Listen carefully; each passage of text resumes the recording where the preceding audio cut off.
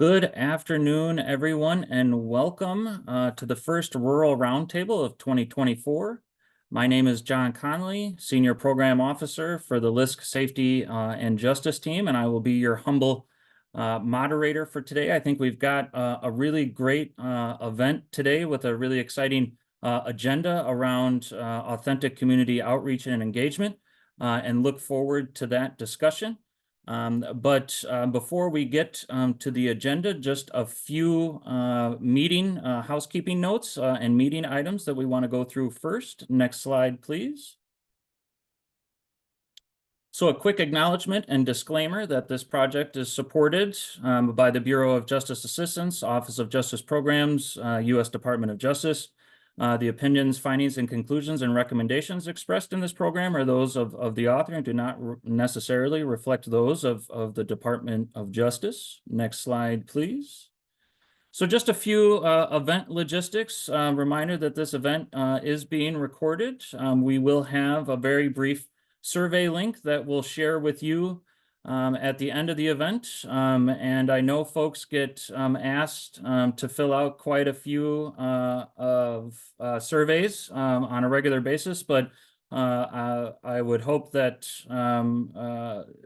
Sam and the other members of the MPI team, our fellow TTA providers, would agree that survey responses are key to helping us improve the quality of the knowledge sharing products for the RVCRI program moving forward. So really appreciate the time to take those. And we will have the opportunity for question and answers and a facilitated conversation at the end of the session. So next slide, please. So here's our agenda. We have a great guest speaker, fellow Senior Program Officer from the Safety and Justice Team, LeVar Michael, will provide a presentation on developing structures for community engagement. We'll then have two presentations by two of your fellow RVCRI grantees. First up will be the team from Marysville, Kansas, followed by a representative from the Greenville, Mississippi RVCRI team. After that, we'll have an opportunity for a facilitated discussion and question and answers, a few announcements, and then we'll wrap up. So we'll do next slide, please. So here's the opportunity for me to turn it over to LeVar, but before I do, just want to make sure that I have an opportunity to introduce LeVar and provide some information on his bio. LeVar began his record of government service with the York City Housing Authority in York, Pennsylvania, where he was responsible for organizing public housing residents and conducting community relation and outreach activities. LeVar was also an active member of both the state and federal weed and seed public safety initiatives, which conducted work throughout central Pennsylvania. He would later go on to develop the successful gang prevention initiative in York, Pennsylvania, where he received the York City Merit Service Award. LeVar also received numerous commendations from the Pennsylvania Commission on Crime and Delinquency for his public safety and community organizing work. In 2011, LeVar began his time with the Baltimore City Mayor's Office of Criminal Justice and managed several initiatives, including the High Intensity Drug Trafficking Area Program, or HIDA, the Burn Criminal Justice Innovation, or BCJI program, and Operation Ceasefire for the city. And prior to joining LISC in 2016, LeVar worked in federal service with the Corporation for National and Community Service. And at LISC, LeVar provides technical assistance and training to cities and communities throughout the county. And LeVar holds a BA in political science and an MA in organizational management. And just on a personal note, I've been fortunate enough now to call LeVar a colleague for over 8 years. Really appreciate his insight and his expertise and appreciate his willingness to share that with the RVCRI field today. So with that, LeVar, I'm happy to turn it over to you, my friend. Awesome. Thank you so much, John, for that gracious introduction. As John mentioned, when he reached out and asked if, I would join this conversation regarding community engagement, needless to say, I jumped at the opportunity. This is something that is, very special to me. I love talking about community organizing and partnership engagement. As John alluded to, this is something that in probably every single facet of my career up to this point, I have been involved in some level of community engagement, whether it's actually on the ground, providing the engagement opportunities for residents, or whether it's, doing what I do today, mostly providing guidance and support to folks around the country who are engaged in this type of work. One of the things that I want to say from the outset, and John alluded to some of my background and how I actually got into this work, but I often tell people I never, public safety was really something that I never thought, oh, I'm going to start a career in public safety. It was just by happen chance, by serving as a community organizer in the position that John mentioned, where I worked at the York City Housing Authority.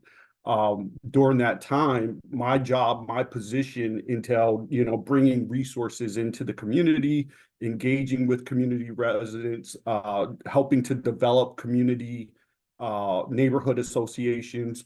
And it was through that work and being a responsible community organizer that sort of led me into a career of public safety by happenstance, really. One day there was a serious shooting incident that occurred in the public housing community that I was responsible for organizing. And it was through that work in going out and meeting with community residents after that shooting had taken place and listening to the concerns of, different partners on the ground and stakeholders, that I really understood that as a community organizer, I needed to really put public safety high up on the agenda. So we started to conduct meetings, we started to conduct community events, different outreach efforts. And it was through that work that I really started to pick up on what many of us pick up on constantly when it comes to engaging the community. There were huge levels of distrust with community members. And I know many times when we talk about distrust, when it comes to government institutions, a lot of times we like to zero in on police departments. And we know the reasons why there are high levels of distrust in some communities with law enforcement. However, this distrust wasn't just necessarily, aimed at law enforcement. This was really around any type of governmental institution, just large levels of distrust. And it came just from a lack of proper engagement over the years, right? In speaking with community residents, many felt that when you attempted, or your department or agency attempted to engage with them, that there were ulterior motives built into the reason why they were being asked to engage with you. And it was because of that, next slide, please, that really had me thinking about just the, better trying to better understand the components of community engagement, but most importantly, trying to really get at what those barriers were. And, after speaking with people, being trained as an organizer and, going out and doing this work, it really became apparent that folks were engaging in this work in a number of different ways. There's a proper way of engaging communities, and then there's a way that you really shouldn't, really shouldn't take that step in engaging communities. And what that is, something that I refer to as symbolic or perfunctory engagement. And this is when, symbolic engagement is purely when there's exactly what I said earlier, that a lot of the residents felt there are ulterior reasons why, or motives why you need to engage a community or want to engage with that community. Throughout my government work, I've seen this time and time again when, there's a department or agency that received a new grant that requires some type of community engagement component. Or when, higher ups, or, an incident occurs and higher ups say, okay, we need to get out there in the community and we need to engage. That's really not engaging for the purpose of building relationships with the community or establishing trust or even empowering the community, but really about serving our own self-interest in engaging the community. So that was one thing that and believe it or not, of course, community members are savvy enough to pick up on that, right? And I think over the years, they noticed that agencies and departments come out to my community when they want something from us or when they want us to participate in something that benefits them. So that's one side of engagement. Then you also have perfunctory engagement. Perfunctory engagement is usually when you cobble together a small vocal consortium of community members. These are typically people who attend all the city council meetings, who go to all the community resource meetings. These are great people, people who are part of the community. But what ends up typically happening is you have a small minority of individuals making decisions and giving feedback to agencies and departments for the entire community. And that's just not real community engagement. So when we talk about real community engagement and effective and authentic community engagement, we're really talking about work that helps to build strong social cohesion within communities, right? They build those relationships within communities and really create opportunity for people to meld together, to work collaboratively. And we're also talking about increased collective efficacy. That's when folks within the community feel that they can trust their neighbors can trust them, and the same for the institutions that serve those communities. So it's really about building the capacity of the community and also about providing some type of institutional legitimacy and trust to the work that you're doing. Next slide, please. So authentic community engagement, a simple way to think about this is a consistent and persistent engagement with an entire community for the purpose of establishing a foundation of partnership, trust, and empowerment. When we're talking about empowerment, we're really talking about capacity building, making sure that we are being cognizant to understand that if we want community members to participate, if we want to have some type of sustained action by community members, we really have to provide them the tools and resources they need to carry on that work. And so when we're talking about empowering community residents, that's usually translated into helping them build their capacity to be able to sustain this work and stay engaged. We also need to start thinking about this work as a shift in paradigm, right?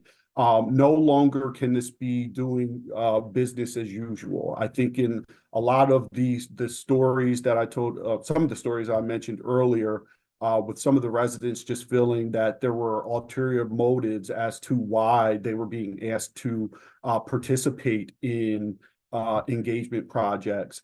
That's because that was business as usual, right? That's typically how agencies and departments connected with people. It was when they needed something, they went out to the community to receive that. So this is really about the emergence of a new paradigm where we're shifting that thinking and not doing business as usual, but really trying to engage in a transformative process along with community members. This is about creating opportunities for folks to take ownership and power and authority over their own collective destiny as it's determined within their community, and really working collectively to improve their community with the assistance of departments and agencies who are there to serve them. When we talk about partnership, we're talking about working collectively, right? Joining forces with community members, working in tandem with community members and other stakeholders to accomplish joint objectives for neighborhood safety. That's really what this is all about. This work is all about partnership, trust, and empowerment. Next slide. So many people ask, well, why is it important to engage in this type of work? And I think we all know from our own vantage point the benefits of community engagement. But just really quickly to go over a few key pieces of why it's so important. One, because it provides an avenue for community residents to weigh in on critical decision making within their community. This creates a more democratic process within communities where people feel heard, they feel listened to, and they also feel like what they have to bring to the table is valued, which is critically important. And when people start to feel that way, when they start to feel that their word is valued, that their way of thinking about issues within their community is valued, they're more likely to stay connected and engaged in process where they feel that they have agency. The other is thinking about how it legitimizes your work. So again, going back to what we just talked about, historically doing things the old way really didn't produce a lot for us, right? And as a result, when you went and you talked to community residents, you had a new initiative that required community engagement. They typically felt the same way, because they've seen this time and time again within their communities. Whenever someone needed something, they were in their community trying to engage with them. But when you have sustained engagement, authentic engagement over time, that helps to legitimize your work. And so when that next project comes down the pike, they know that this is meaningful. They know that it's for their benefit. And they know there's an expectation of them to have a sort of power sharing dynamic take place when it comes to implementing those programs or projects. The other thing that it does is it builds equity, right? It sort of creates an equal playing field where folks can come together and sort of put their positions aside and work collectively amongst one another as equals to come up with solutions for their community. That really requires a lot of us who are used to working in local government to really think about, checking our preconceived notions at the door. And really focused on, being cognizant of power dynamics that exist within communities, right? Last thing it does is create sustainable networks, which serves as a catalyst to continue relationship building over time. And that sustainability piece we'll come back to again. Next slide, please. So where are some ways that historically we have missed the mark when it came to this type of engagement, this type of work? One is being overly reliant on one-off projects or events. So two of the examples I use here, and this is just from speaking to many folks within police departments or other government agencies over the years. The police auxiliary lead or police athletic league, terrific projects. I'm located here in Baltimore. You can speak to adults who participated in those projects over the years. And when you start the conversation, their eyes light up and they talk about just their memories as a kid of being engaged in PAL centers and how it was so pivotal in keeping them out of trouble. These are great programs. NNO, National Night Out events. These are projects. I can't begin to tell you how many National Night Out events I took part in over the years. These are absolutely wonderful projects. They're great for engaging the community and connecting with community. But one of the things that we've seen time and time again is that some folks, not all, but some utilize these initiatives in siloed ways, right? Where this is the only form of engagement that these departments or agencies conduct. So it's not really about having a sustained engagement plan or being strategic about the ways that you're engaging the community. It's just about having one-off events. These one-off events are critical and you have to have them embedded into the work that you do, but it has to be part of a larger initiative. It has to be part of a larger engagement strategy. The other thing to think about is lack of investment. Historically, community engagement divisions or community engagement or community resource officer positions have been drastically underfunded. We know why. A lot of small departments, already operate on shoestring budgets. There's not enough capacity or funding sometimes to do this work effectively. So that causes us to find creative ways to find workarounds and solutions to those issues. One of the things that I've seen communities do is just really look at like how you can take, local community foundations or downtown partnerships that you may have in the private sector and find ways to have some of those partners help fund community engagement positions within your department or agencies. I've actually worked with a department in York where they were able to have their downtown partnership and local community foundation fund a long-term position for that purpose. So there are ways to, provide these workarounds to get around some of the challenges around lack of investment, but it's just something that we should always keep an eye on. The other thing is a lack of sustainability. Sometimes when we're doing, one-off projects or we have, these low-level engagements, there's a tendency for these to sort of fizzle out, right? And time and time again, I've seen departments or agencies engage in some type of project or program once the funding's gone for that initiative or once that initiative has concluded. There goes the engagement for that department or agency, right? So again, it's about, identifying ways to build out a plan that's more strategic, where you can build in all of these different programs and events and initiatives, but have it be part of a larger sustained plan over time. And we'll talk more about that in a second. The other thing is not identifying the right people. And this is so critically important. I think we've all seen this. There are some people that are right for community engagement, and then there are others that just aren't, right?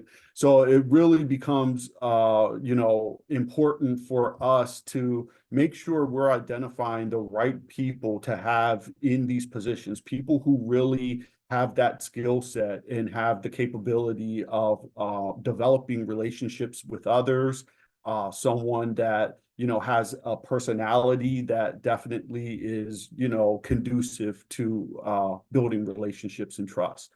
Next slide, please.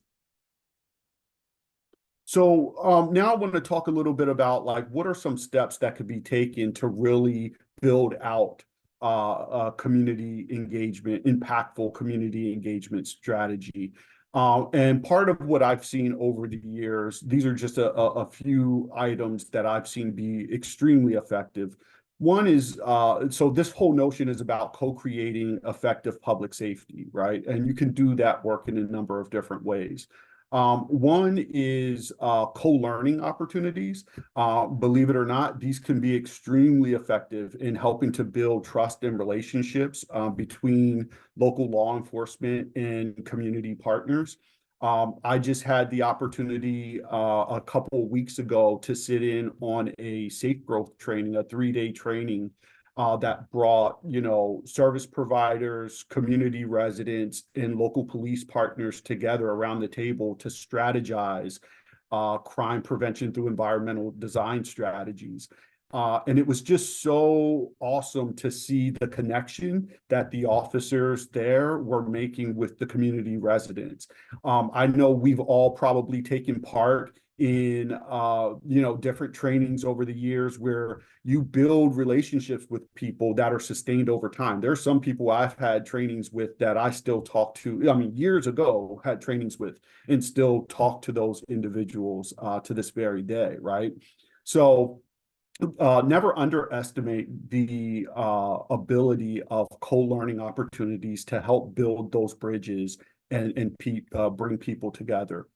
The other item is community CompStat, right? And this is all about, ways of utilizing data as a tool to engage community residents. This can be done in a number of different ways. There are jurisdictions that do this work differently, but it's really about, like, again, when we talk about building that partnership, right? And making sure that folks have agency and that they feel that they're a part of the solution and that their voices are heard.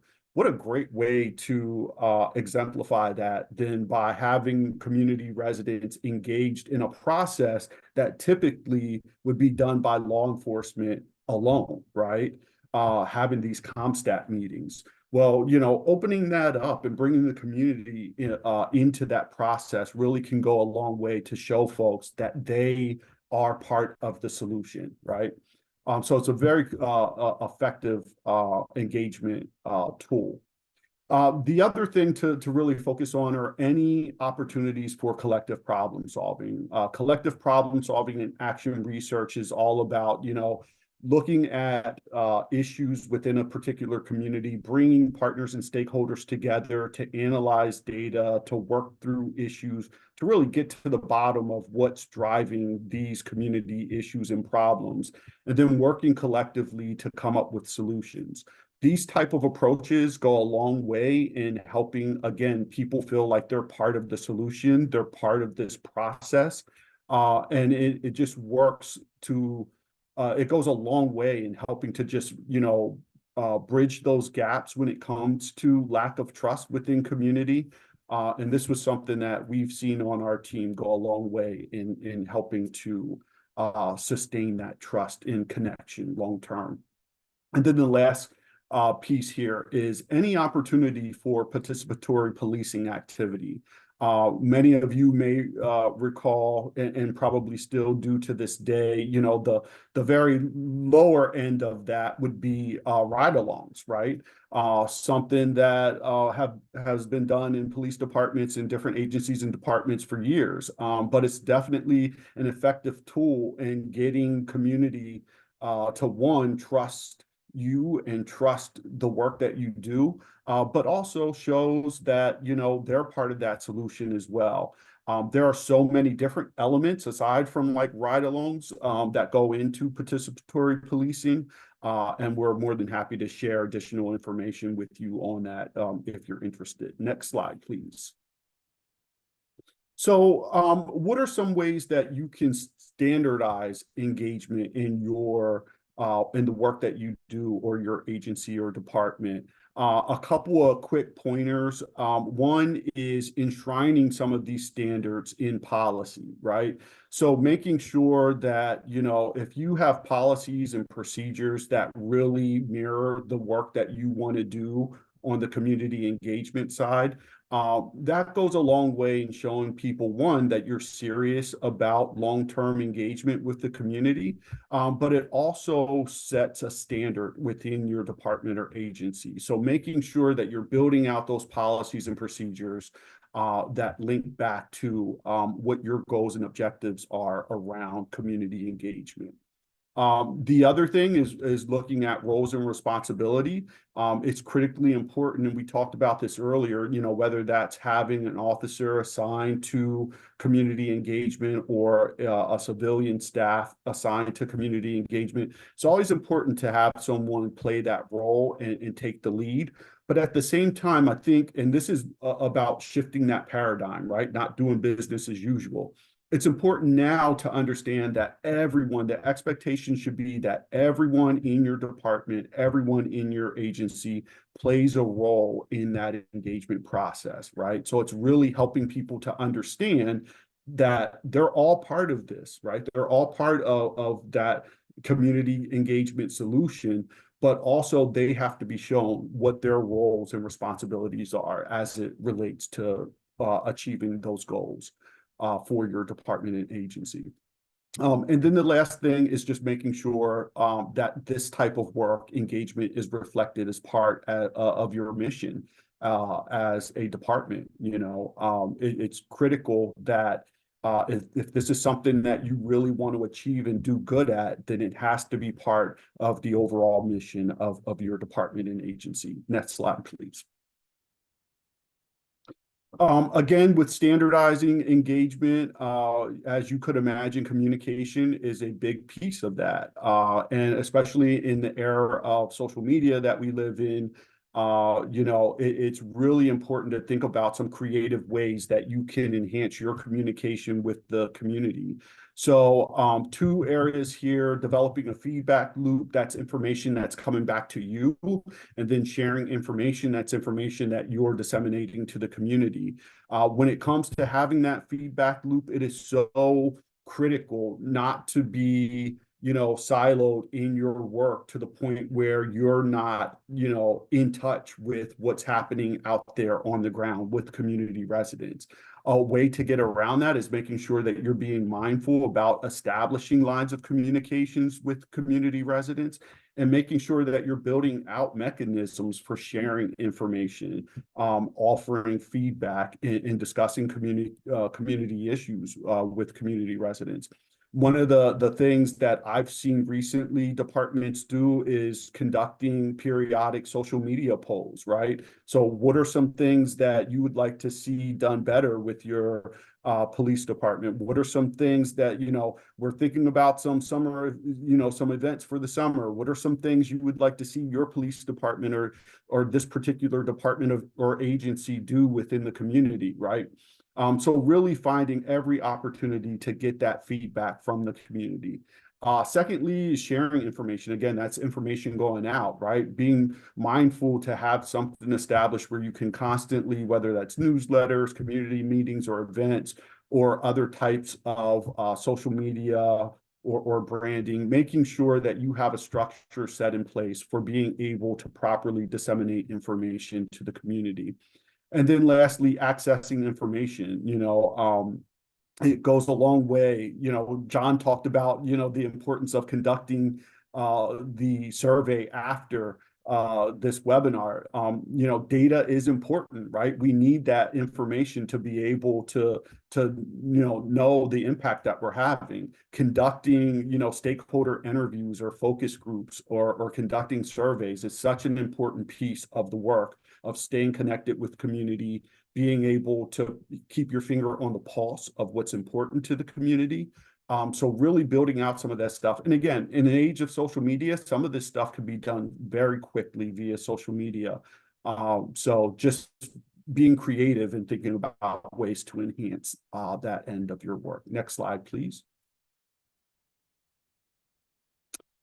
We hit on this a little bit, so I'll be quick on this, but again, cannot underestimate the impact that you get through education and learning opportunities. Training folks, one of the first things in one neighborhood I worked in, when we went into that community and began our engagement work, one of the first things we did was to have a joint leadership development training for the community and all of the representatives of different departments and agencies, police departments that were involved in that. And again, those joint learning opportunities just go a long way in really helping to enhance trust. Sharing knowledge, right? Making sure that you're developing systems for disseminating resources and tools to folks, whether that be crime prevention tools or other things that can assist them. But the more information you can share with the community and building their knowledge and helping to educate them, the more impactful you will see your work through engagement. And lastly, something that in community organizing that is referred to as the power analysis, helping people understand power dynamics within their communities. We see this a lot when, everyone wants everything to be addressed by the police department, right? And we know that that's not necessarily the best route to take, right? Sometimes there's DPW that deals with stuff. Sometimes there's another department that deals with things. So it's really educating folks and helping folks understand what the power structures in their communities look like and how they can tap into those structures to bring about change that they want to see within their communities. Next slide, please. Developing leaders and champions. This is so critically important to start the process of cultivating your own pipeline of community advocates, folks who are out there that you can depend on when you need community representation or when you need folks to be involved in a new initiative. that takes time, right? And you have to nurture that. So, being mindful to start to create this pipeline of folks that you can depend on is so critically important. Again, it's about building the capacity of individuals. So again, providing them the resources and supports that they need to get to that level of being a community advocate. And also creating opportunities for mentorship. I know we all probably have stories we can tell about how someone mentored us. I know for me, there was a chief of police in New York City, which John mentioned in my intro, that really took me under his wing and was a mentor to me as I started to build my career in public safety. And it went so far, it went extremely far in making sure that I stayed connected and stayed at the table, right? Just knowing that I had this individual that was a mentor to me. So that's critically important to think about as well. Last piece here is uplifting and encouraging people. This is so important, like, identifying potential, right? Individuals that you may be at a meeting with or attending a meeting with that comes up to you and says, hey, this was great information. I have some ideas. I'd love to stay connected and stay involved. You give them your card and they reach out to you, and you don't return the email one day, you don't return the email the next day, just because of how busy you are and how deep you are into your work. Making sure that you're taking the time to immediately reach out to people, immediately reconnect with people. If you identify someone that shows potential, that shows the ability to be a community advocate, don't lose the opportunity to bring that person into the fold. Next slide, please.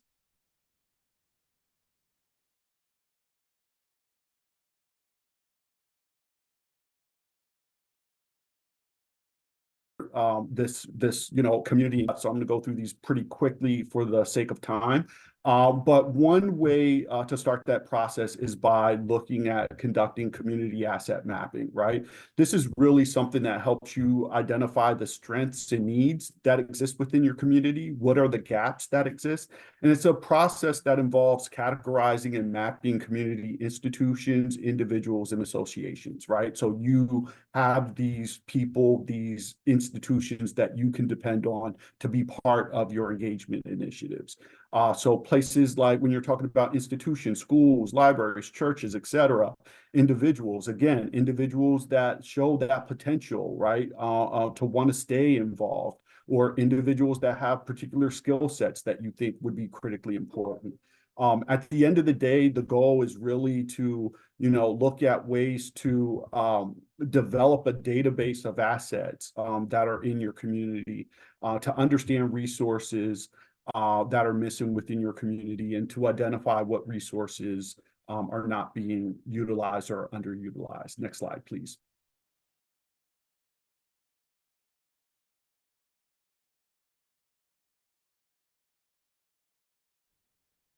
Next slide, please. There we go. So developing a partnership engagement plan, if we could just go back. Yep. So very quickly, assessing partnership needs and issues. Again, we talked about the importance of being data-driven and asset mapping. Identifying your focus population. Who are the people you want to have at the table? Why do you want them at the table in the first place? Developing a partnership vision, what your goals and objectives are for your engagement. What do you want to achieve? What are your desired outcomes? Defining success, right? We all need metrics for success, tracking performance measures and other measures of success. Lastly, responsibilities. Who will be the individuals who are tasked with making sure this work is conducted? The last slide here, you'll see, just gives a quick rundown of some resources. Next slide. That we have some of the stuff that was mentioned, like Community ComStat. The DC Community Engagement Academy is another good thing to take a look at. So is the Chelsea Hub model. And sorry for rushing that, but I know time is of the essence, so I will turn it over to the other speakers. Thanks so much, LeVar. Really appreciate that. And yeah, for the sake of time, for folks that may have questions, please don't hesitate to throw those in the chat, and we'll do our best to get to those at the end of today's session for the facilitated Q&A. But now want to turn it over to our first grantee, our site speaker. We can go to the next slide, please. And that would be Chief Matthew Simpson and Lieutenant Anthony Escalante from Marysville, Kansas. So Chief, I'll put the prompts in the chat for you, and we'll throw those up on the slide here and keep those up for just a few minutes. But would love to have you describe your agency, what prompted you to apply for funding, summarize your work a little bit, challenges and successes, and then if you've begun sustainability planning, a note on that. And we'd say right around 10 minutes for you, Chief. The floor is yours. Thank you, sir. Absolutely. Thank you, John. I appreciate the opportunity to be here. This has been a wonderful program. And before I dive in, I want to give a shout out to LIVAR. That was a great presentation. Really talked about some of the strategies that we utilize and some that we can definitely incorporate. And so I appreciate that learning opportunity as well. The Marysville Police Department is in Northeast Kansas. We're a full service law enforcement agency. We're very small. We have 8 sworn officers and 1 civilian staff. So we have 9 total FTEs for the entire department. We're the only department in our county that runs 24/7. So our sheriff's department is a full service agency, but they have a few hours typically each day where they don't have somebody on duty. And so we're a full service 24/7 agency.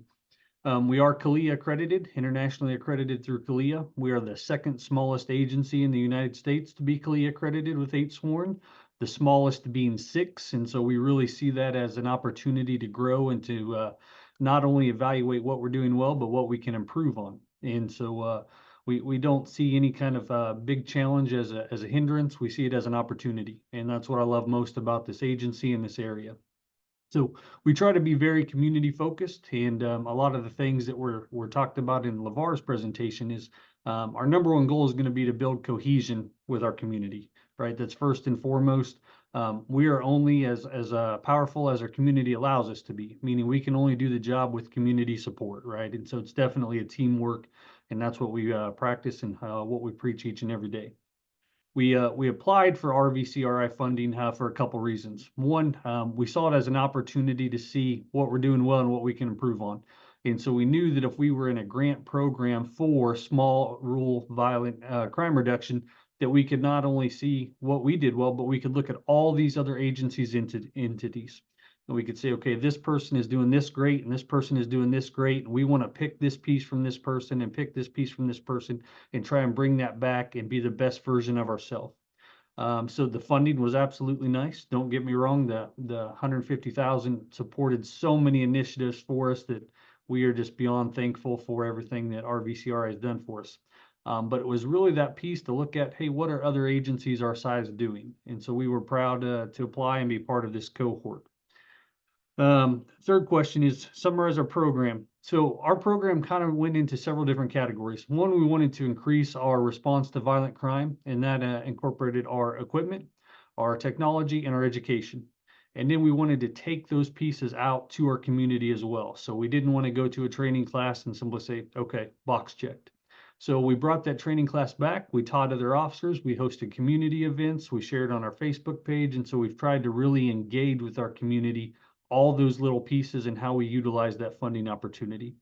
Then we looked into technology. Okay, what do we do well with and what do we need improvements on? And so we were able to incorporate some pole cameras that would give us an additional opportunity to study violent crime and to really respond to that. And then we looked at community engagement. And so this community, for my hometown, National Night Out was a big program. It had never been explored in this area where I work now. And so we really wanted to implement National Night Out, but that sustainability piece and that other piece are so critical. And so we looked at offering self-defense programs to our youth, firearm safety for youth as well. And then we've even gone as far as just this morning, we hosted a first aid and CPR class for youth, just as another avenue to interact with our youth. So this week is spring break for us, and we did a firearm safety class for 11 youth yesterday and first aid CPR 12. So we see that as a continual progression to always look for that next community event. We're a town of 3,400, and at our first National Night Out event in 2023, we had about 1,100, 1,200 attendees. So, I mean, it was just a phenomenal event. The community really bought into it. We brought in inflatables, raffles. I mean, you think of it, we tried to do it.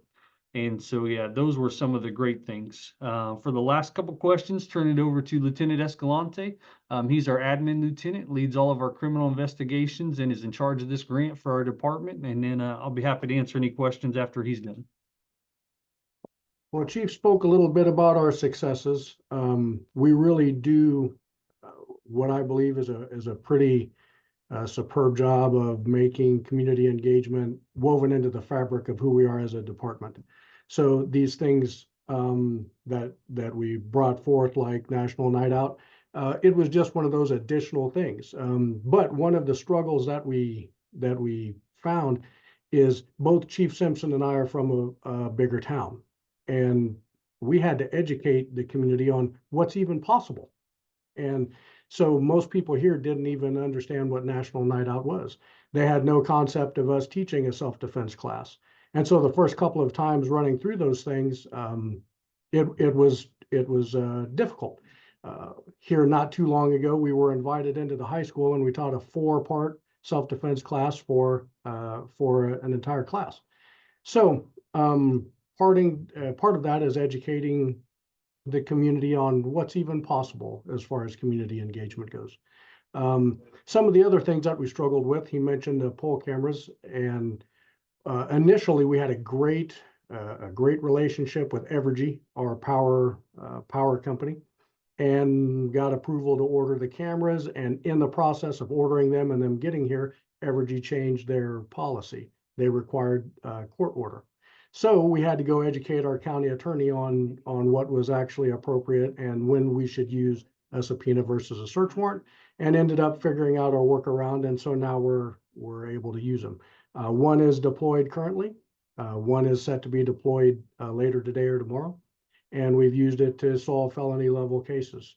So some of the other struggles that we ran into were kind of great problems.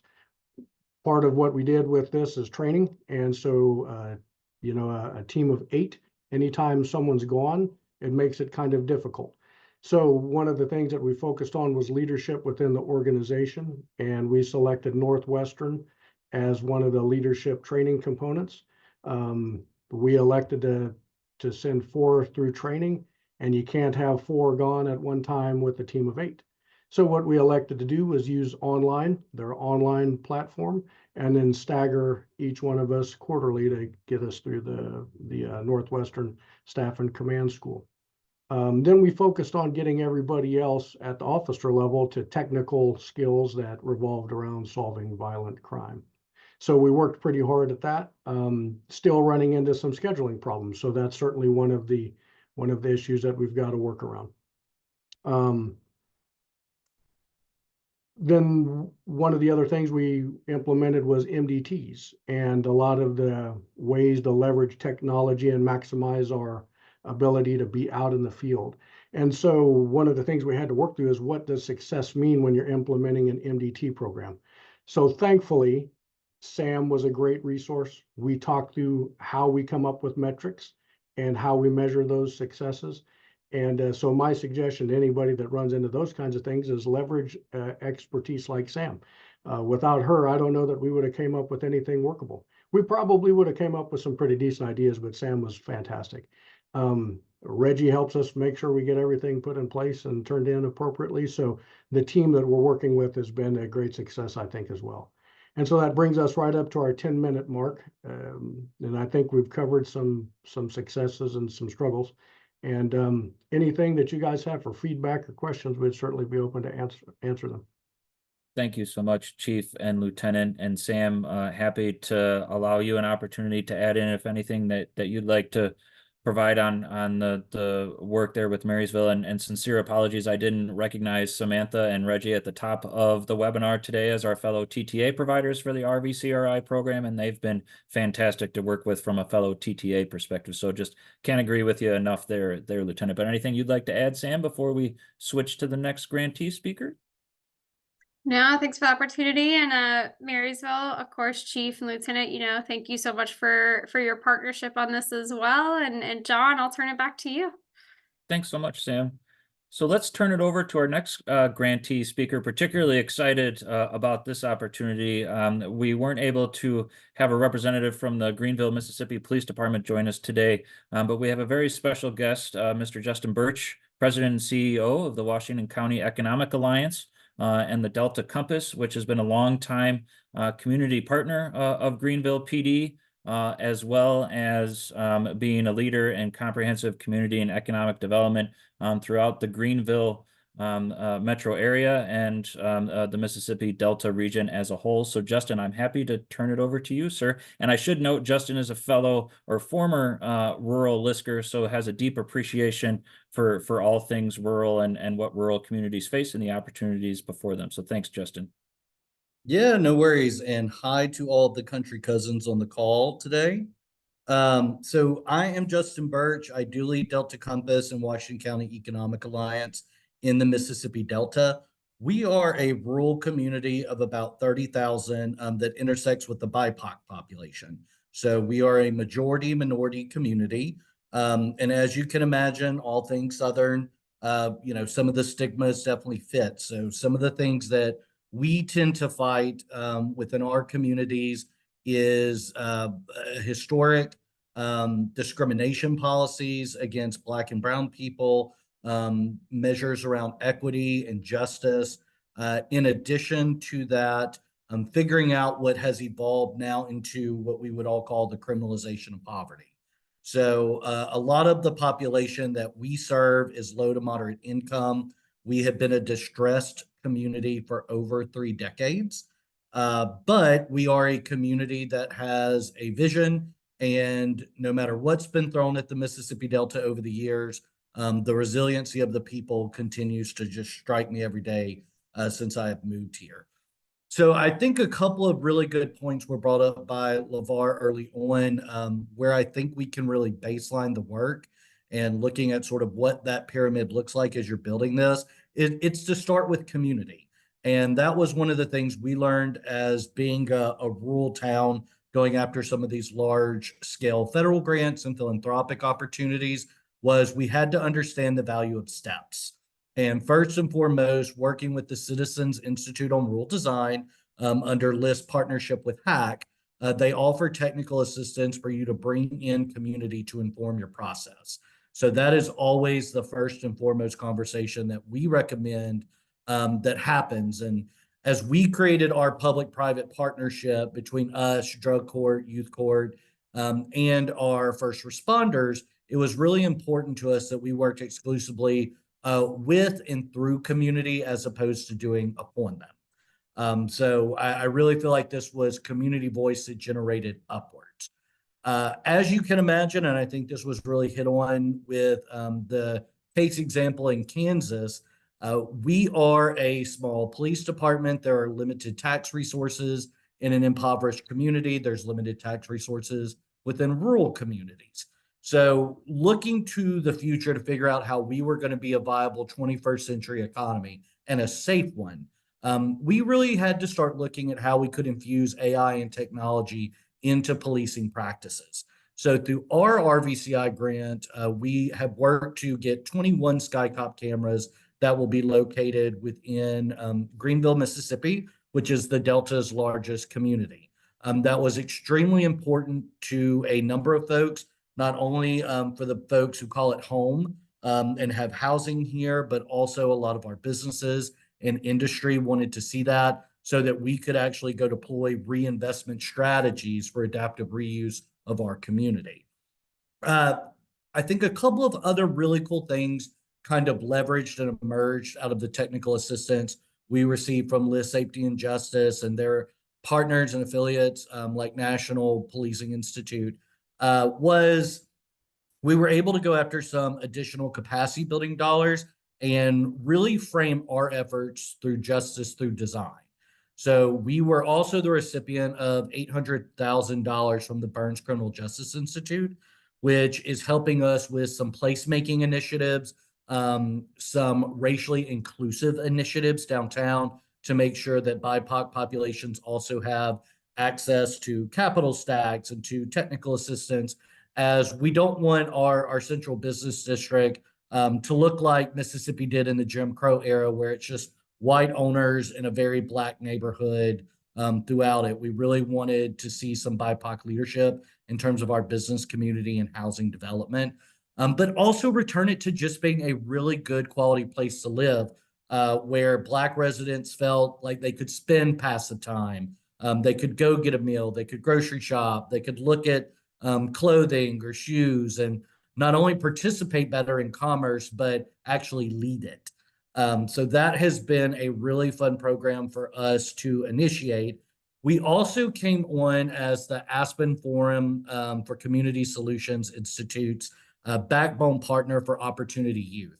So like a lot of other communities around the country, when we're looking at our NIBRS data and our crime statistics, we really see that a lot of these nonviolent crimes, such as, breaking and entering or breaking into a car, or whether it's, painting the side of a building, is generated from our youth. And it's often because in rural communities, they do not have the same avenues or pathways for constructive recreation. So through our Aspen project, we are reconnecting them back to education, workforce career pathways, post-secondary institutions, but also more than anything, civic engagement. Building out that community pride, letting them see a vision and a future for themselves, staying in this community and actually being part of that redevelopment and the thriving chord that we're looking towards in the future, has been, incredible in terms of creating the proof points to make Greenville, Mississippi and the Mississippi Delta a national demonstration site for safety and justice initiatives within rural communities. Now, the other just side piece of that, and I know I need to turn it back over for Q&A, but many of you I know are operating nonprofits, or you're on shoestring budgets from a municipal government fund, but a lot of these have been really lucrative for our community, and not only creating better safety and justice, but ensuring that we have good skilled labor for the future, rebuilding infrastructure within our community, and then also just really figuring out how our population is actively engaged within the systems that police them. And I think that comment was sort of an underlying thread throughout this entire conversation today. The police department shouldn't be and can't be your solution to everything, but community is. And when you get that level of involvement back into the public-private partnership, whether it's with the judicial system or whether it's with the policing system, it makes all the difference in the world in how people value your community, how you're able to fund that development moving forward, and how we ensure that rural places are great to live, work, play, and innovate for years to come. So with that, I am going to pause and I'm going to turn it back over to our incredible host. Thank you so much, Justin, and really appreciate that great summary of the work in Greenville, between everything that's going on there and the great presentations from LeVar and our friends in Marysville. And just this conversation has got me fired up, right? And I hope that attendees have found the same level of value in it. Kanisha, we'll go ahead and throw the deck up for just one more second. And for sake of time, I'm going to put the survey link in the chat now, and hope that folks can, one second, I'll get the right link there in just a moment. For the sake of time, we'll ask for folks to be able to throw that in their browser before they leave today and complete that. Again, should only take but a few minutes to complete, and there's the appropriate link. And we'll go to the next slide then, please, Kanisha. So just a few items on what's next, and then we'll wrap up. So our next webinar will be on Community Violence Intervention and Prevention Initiative and Rural Opportunities. That's scheduled for May 23rd, and additional details to follow there. And I know our next roundtable is scheduled for June 20th of this year, with additional details to follow. And Sam, I want to pass it along to you if you have any kind of closing comments or additional details you'd like to share about the roundtable. Thanks, John. Yes, additional details coming for the June roundtable. That particular discussion will focus on evidence management and retention for those who may be interested, both from a physical evidence perspective and a digital evidence perspective. So we'll send those links out shortly. And then because we're wrapping up here on time, if there are any questions, comments, or things like that, especially for our Marysville folks, I'm sure please feel free to put those in the Q&A or the chat, and John can get those to us so that we can get responses there for you all. But just want to thank everyone again for the great presentations and for being with us today. Thank you so much, Sam. And yeah, one more time, I want to recognize my colleague LeVar, my previous colleague Justin, and our friends from the Maryville, Kansas sites for the great presentation and discussion today. I hope attendees found this of value. And with that, we're right at 2 o'clock, and we'll go ahead and wrap up. And I wish you a good rest of your afternoon. Thank you so much, everybody. Take care.